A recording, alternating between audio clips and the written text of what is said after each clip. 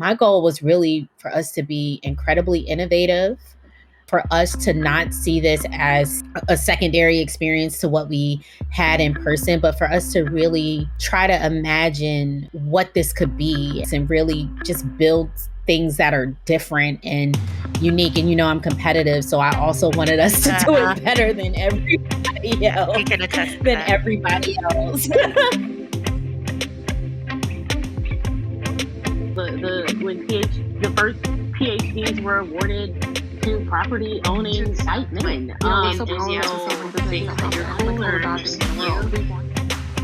feminism means to me is that everybody can do the same things. Boys, girls, black people, white people.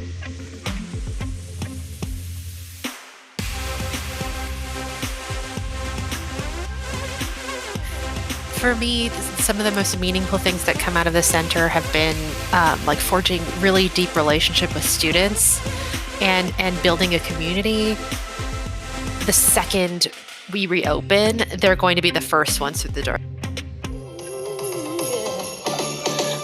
I don't want a lot for Christmas. There is just one thing I need. And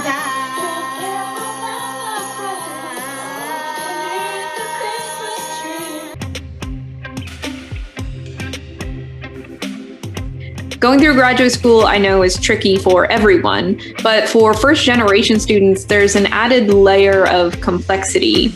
Being able to come and join with other graduate students who are women who are going through similar situations as me, have them listen to me, uplift and support me is so valuable. And I walk away from it feeling like being a first-generation scholar isn't something that I should be ashamed of, but it's something that can make me an even stronger thinker and teacher. Why I like being a junior feminist in book club is because we get to talk about powerful women that are brave, courageous, and smart.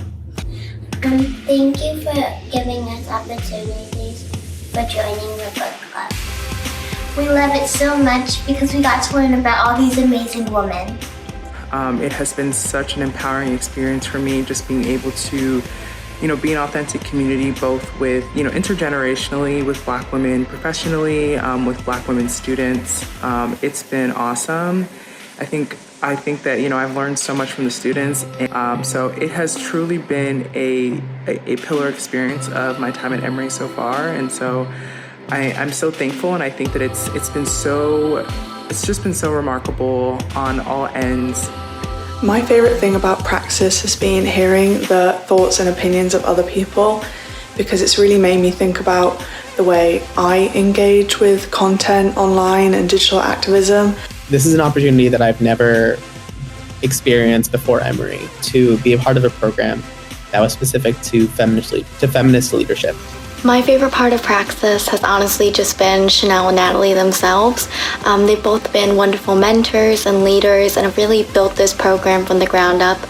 Especially during an online semester, I've really enjoyed having this opportunity. When I think about the Women's Writing Group and what it really meant to me, what it still means to me to have had that opportunity to sit down and work on academic things with that group of women who understood how I was feeling, who were there to give me unconditional support, unconditional advice, and anything I needed. It was just phenomenal. I think that really helped motivate me to keep going forward with my thesis and get everything done that I needed to get done.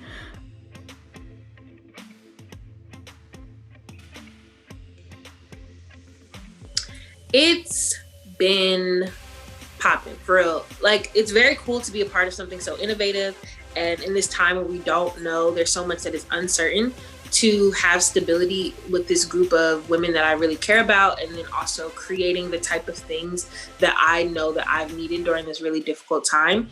And so even though it's been difficult to be on Zoom, and it's sometimes like I miss our couches and I miss being able to share a physical space, it's been so important and just in value. Like, I couldn't say enough about how important it's been to have this to come back to every week, and to think about how we can still connect with each other and more people. so easy to be like, nothing matters. But this, I know for sure when I'm doing work for the CWE that we're doing work that matters.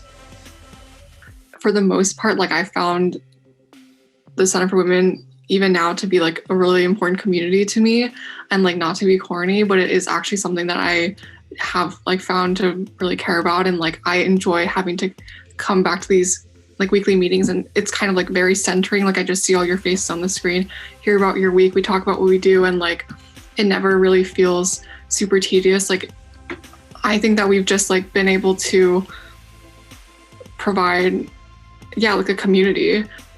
I was like surprised how easily I was able to connect with everyone, because I think something I was worried about going into like a remote semester from home was like, oh, maybe I won't actually meet anyone, make any friends from the home. And I just kind of accepted it when I came into the semester. I was like, oh, this is how it's going to be. But when I like went to these weekly staff meetings, I was actually able to connect with everyone, and people actually listened. Like we actually took time before like the actual staff meetings to ask each other how we were doing.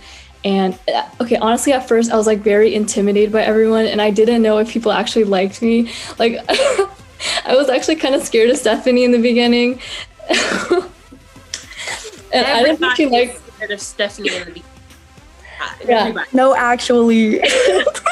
Yeah, but then I was just like surprised, but in a very good and like loving way. Like, oh, I actually have like a family outside of my family behind me over there. So I started working here freshman year. So I've been working at the center for all 4 years. I'm a senior now, and I think the reason why I wanted to come back, even if it like just for volunteering, just to do my project, was because like this really does feel like a family. But here, our weekly meetings, like you know, during the summer and at the beginning of the pandemic and everything, it like kept me sane.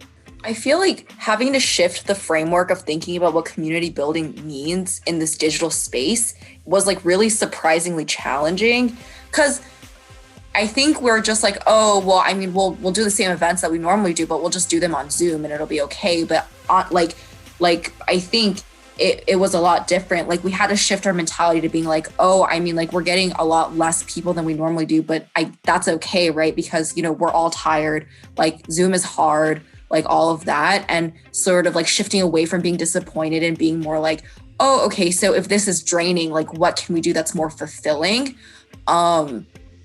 Crazy. I always say that like I obviously don't have any college experience to compare it to, so I don't even have that many like complaints about how it works right now. But I definitely can acknowledge, like when I started like at the center, I had no idea what I was walking into, like by a long shot. Like I've never seen the space. I didn't know any of the people. And actually like living on campus right now, you don't meet anyone that aren't freshmen or your professors. So, honestly, the Center for Women has like opened a door to a whole different like part of the Emory community that I would have never interacted with this year unless I would have been involved with this space. And I think that's been like easily one of the coolest parts of like being at Emory this year. I still think in person we're at our greatest. However, for us, I know that we can make anything possible. So no matter what changes happen, the Center for Women can adapt. And that just makes us work harder. And we definitely put in our minds, how do we make people feel like they belong? And that's what we continue to try to do. This is what we do at the Center for Women at Emory.